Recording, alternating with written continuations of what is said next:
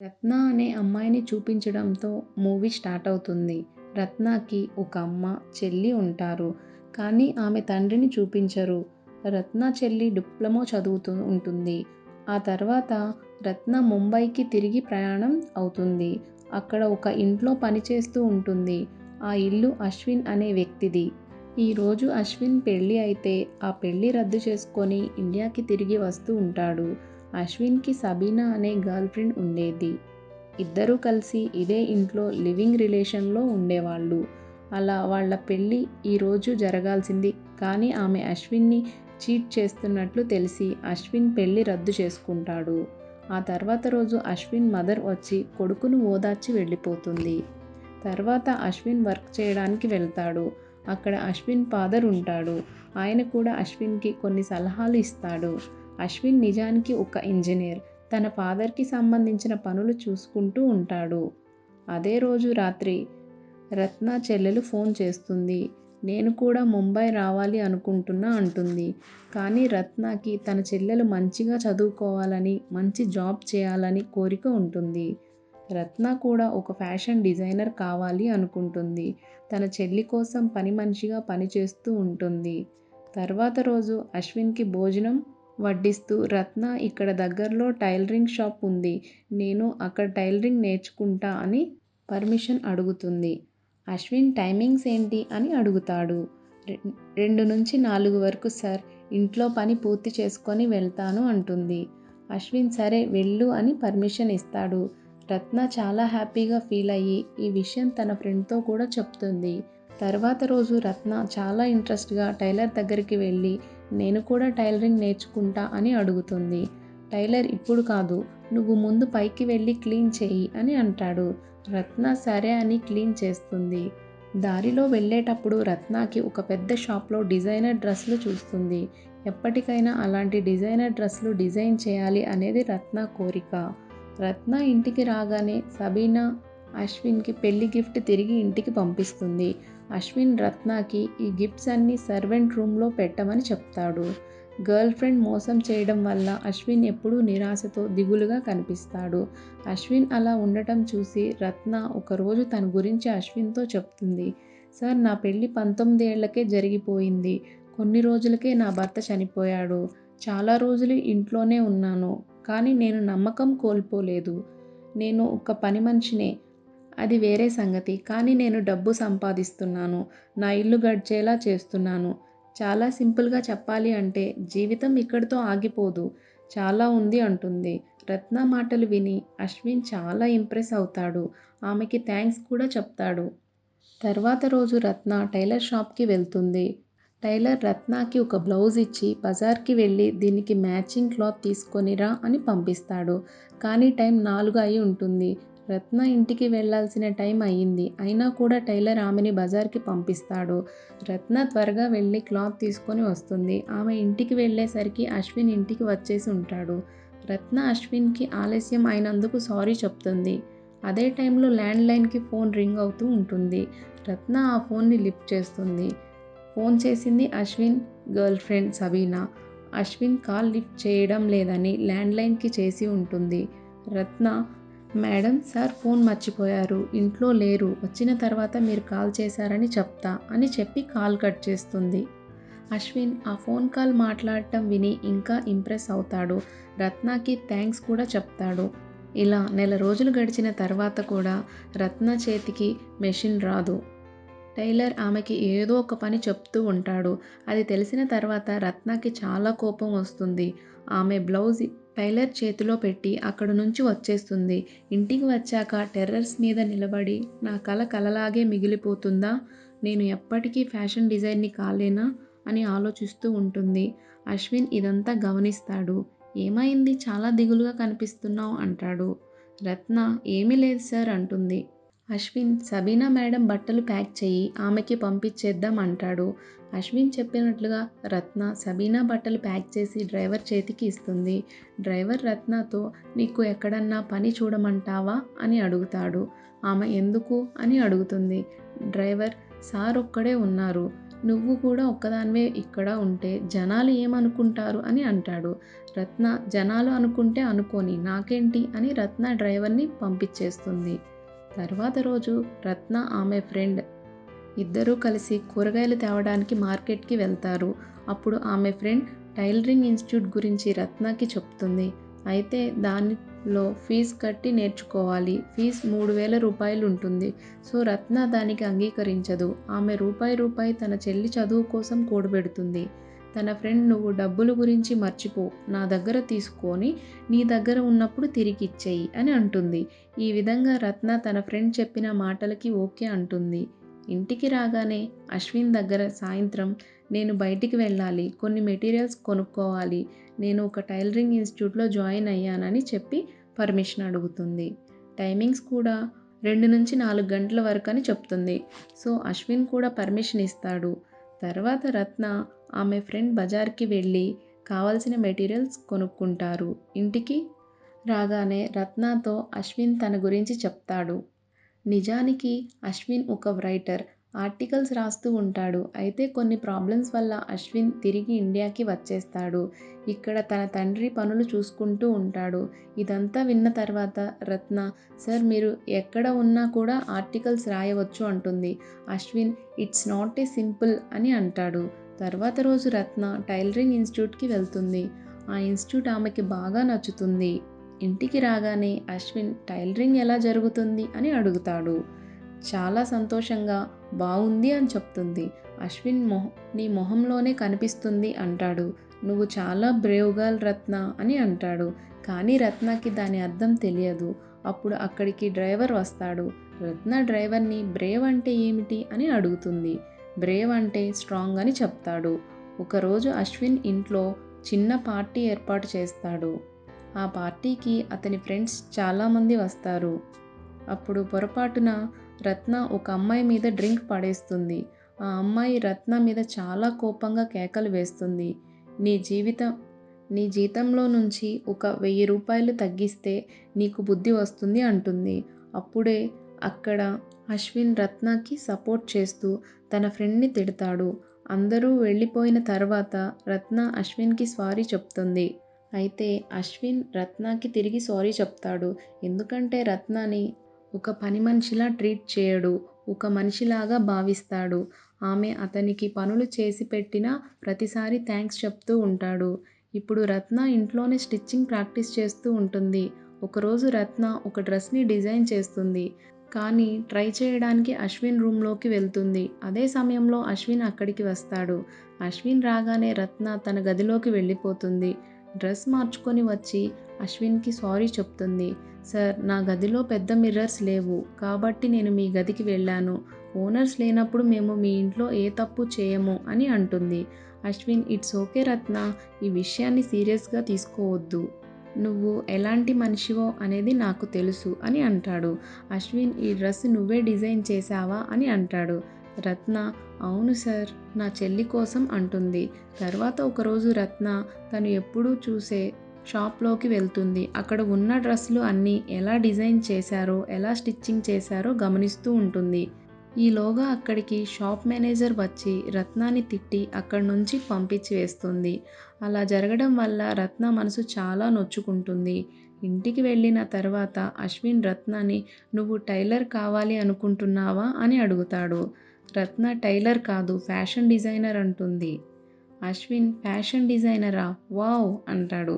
రత్న కోపంగా ఏం అవ్వకూడదా అని అంటుంది. అశ్విన్ మాటలు తప్పుగా అర్థం చేసుకొని కోపంగా మూతి తిప్పుకొని భోజనం పెడుతుంది. తర్వాత రోజు అశ్విన్ రత్నకి ఒక ఫ్యాషన్ డిజైనర్ బుక్ గిఫ్ట్గా ఇస్తాడు. అది చూసిన రత్న చాలా హ్యాపీగా ఫీల్ అవుతుంది. తర్వాత అశ్విన్ పుట్టినరోజుకి ఒక షర్ట్ డిజైన్ చేసి గిఫ్ట్గా ఇస్తుంది. అశ్విన్ ఆ షర్ట్ వేసుకొని ఆఫీస్కి వెళ్తాడు. అది చూసి రత్న చాలా హ్యాపీగా ఫీల్ అవుతుంది. అశ్విన్ పుట్టినరోజు సందర్భంగా ఫ్రెండ్స్తో ఒక చిన్న పార్టీ సెలబ్రేట్ చేయడానికి ఒక బార్కి వెళ్తాడు. అక్కడ ఒక అమ్మాయి అశ్విన్ వైపు చూస్తూ కనిపిస్తుంది. తర్వాత రోజు అదే అమ్మాయి అశ్విన్ గదిలో నుంచి బయటకు వస్తుంది. రత్న ఆమెకి మంచినీళ్ళు ఇస్తుంది. ఆ అమ్మాయిని చూసిన తర్వాత రత్నకి ఒక విధమైన ఫీలింగ్ కలుగుతుంది. అదే రోజు రాత్రి రత్న చెల్లి ఫోన్ చేస్తుంది. అమ్మా నాన్న నా పెళ్లి నిశ్చయం చేశారు. పెళ్ళికొడుకు పెళ్లి తర్వాత కూడా నేను జాబ్ చేయడానికి ఒప్పుకున్నాడు అంటుంది. అది విన్న రత్నకి చాలా కోపం వస్తుంది. నీవు చదువు ఏమైంది? నీ చదువు కోసం నేనిక్కడ ఒక్కో రూపాయి కూడబెడుతున్నాను అంటుంది. రత్న చెల్లి ఆ డబ్బు అమ్మా నాన్న నా పెళ్లి కోసం ఖర్చు చేయాలి అనుకుంటున్నారు అని అంటుంది. అది విన్న రత్న చాలా నిరాశ చెందుతుంది. రత్న చదువుకోలేదు. తన చెల్లినైనా మంచిగా చదివించాలి అనుకుంటుంది. కానీ ఆమె ఆశ అడియాశ అయిపోయింది. తర్వాత రోజు ఉదయం రత్న అశ్విన్‌తో నా చెల్లి పెళ్లి ఖాయం చేశారు. నేను ఊరు వెళ్ళాలి అని పర్మిషన్ అడుగుతుంది. మీ చెల్లిని చదివించాలి అనుకుంటున్నావు కదా అని అశ్విన్ అంటాడు. రత్న అవును. కానీ మా అమ్మ వాళ్ళు పెళ్లి నిశ్చయం చేశారు. తను ముంబై రావాలి అనుకుంటుంది. అశ్విన్ దిగులు పడకు. ఆ అబ్బాయి మంచివాడు కావచ్చు కదా!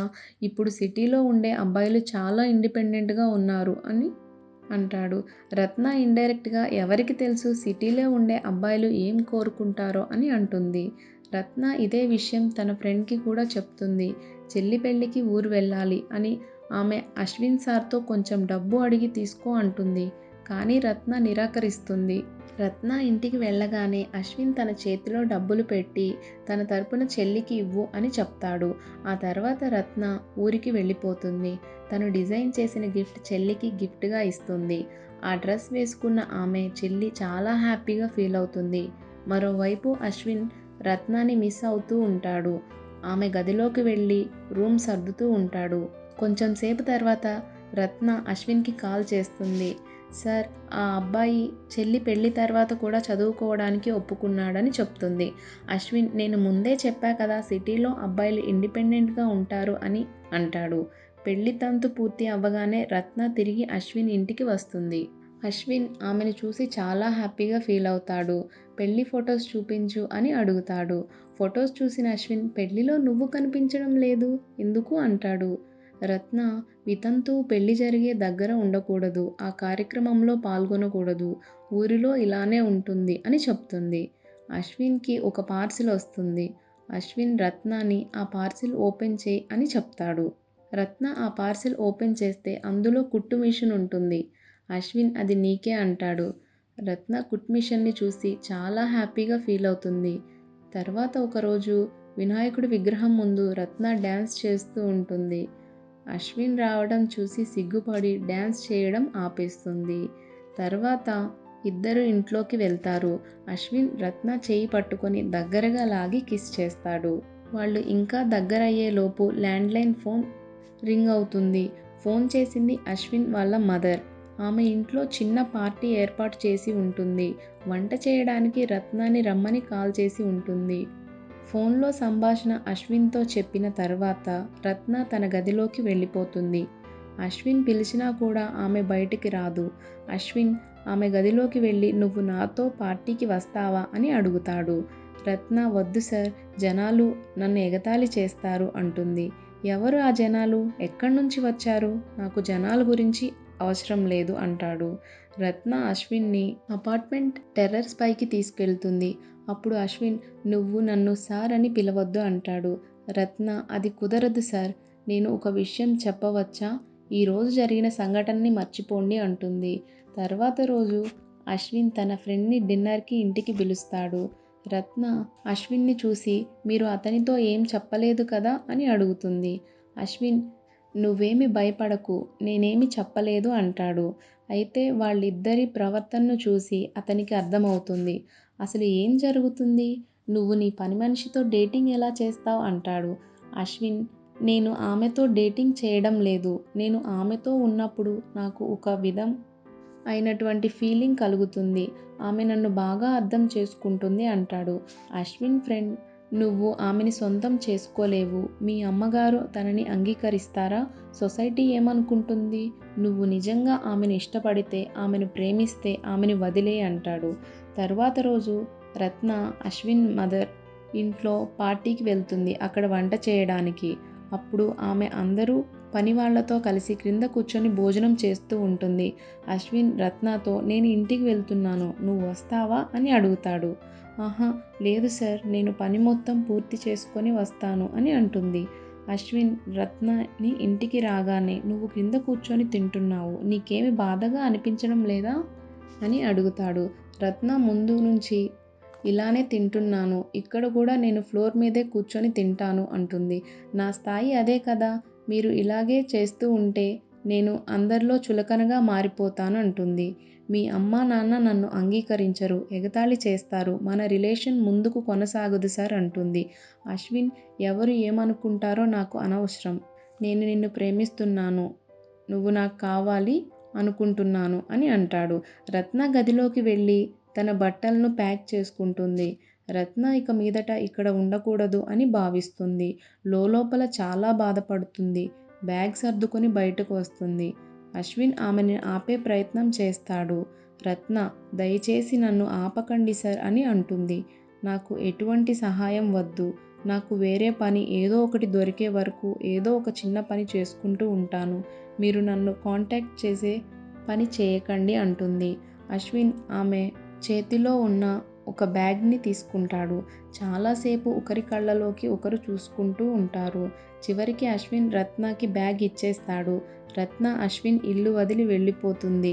తర్వాత ఒకరోజు రత్న తన చెల్లి ఇంటికి పోతుంది. ఆమె, నువ్వు అశ్విన్ ఇంట్లో దొంగతనం చేసి పారిపోయి వచ్చావని డ్రైవర్ చెప్పాడు, నిజమేనా అని అంటుంది. రత్న, నేను ఏ దొంగతనం చేయలేదు, అది అంతా పచ్చి అబద్ధం అని చెప్తుంది. ఆమె చెల్లి అయితే, నువ్వు అశ్విన్ ఇంట్లో పని ఎందుకు మానేశావు అని అడుగుతుంది. రత్న, అది ఏమీ లేదు, నువ్వు ఆ విషయం గురించి మాట్లాడకు అంటుంది. తర్వాత అశ్విన్ తన తండ్రి దగ్గరికి వెళ్ళి రత్నాని లవ్ చేస్తున్నా అని, ఇక మీదట ఇక్కడ ఉండలేను అని, అమెరికాకి వెళ్ళిపోతా అని చెప్తాడు. సో తన ఫాదర్ పర్మిషన్ ఇచ్చేస్తాడు. అశ్విన్ కూడా అమెరికాకి వెళ్ళిపోతాడు.